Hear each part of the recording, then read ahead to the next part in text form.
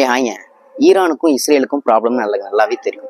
திடீர்னு யூஎஸ்ஏவை போட்டு பொழக்கிறாங்கல்ல, இது காரணம் என்ன தெரியுமா? 1979 ஈரான் ஆட்சி பண்ணிட்டு இருந்து ரெமதுல்லா ஷா அப்படின்ற ஒரு கிங்கு.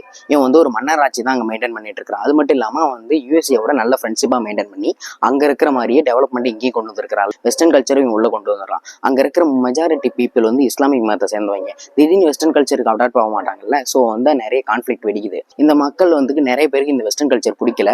இதை வந்து நம்ம இஸ்லாம் மதத்தை அழிச்சிருமோன்னு சொல்லிட்டு நிறைய பேர் பயந்துக்கிறாங்க. கோமேனின்ற ஒருத்தன் வந்து நான் உங்களுக்காக பேசுறேன், எந்த இடத்துல வேணா நான் பேசுவேன், உங்களுக்காக நான் நிக்கிறேன்னு சொல்லிட்டு ஒரு வந்து மனித சக்தி மாதிரி ஒரு மாதிரி டெவலப் பண்றாங்க. கிட்டத்தட்ட லட்சக்கணக்கான பேர் ரோட்ல இறங்கி ப்ரோட்டஸ்ட் பண்ணாங்க. எனக்கு வெஸ்டர்ன் கல்ச்சர் வேணாம், ரிமூவ் பண்ணுங்கன்னு சொல்லிட்டு நிறைய ஆர்மிலாம் கொண்டு வந்து நிறுத்தினாங்க. எவ்வளோ ஆர்மியை கொண்டு வந்து நிறுத்தினாலும் மக்கள் படைக்கு முன்னாடி உங்களோட ஆயுதங்கள்லாம் வேஸ்ட்டுன்னு புரிய வச்சு கடைசியில் அந்த மன்னர் வந்து நாட்டை விட்டே தப்பிச்சு ஓடிட்டான்.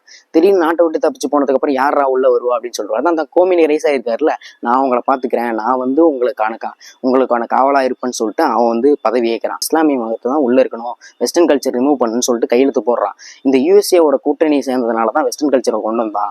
சரி, யூஎஸ்ஏவுக்கு பாடம் போட்டணும்னு சொல்லிட்டு அங்க இருக்கிற எம்பசியில இருக்கிற யூஎஸ்ஏவோட ஸ்டாஃப்ஸ் எல்லாத்தையும் ஹாஸ்டேஜா புடிச்சு வைக்கிறாங்க.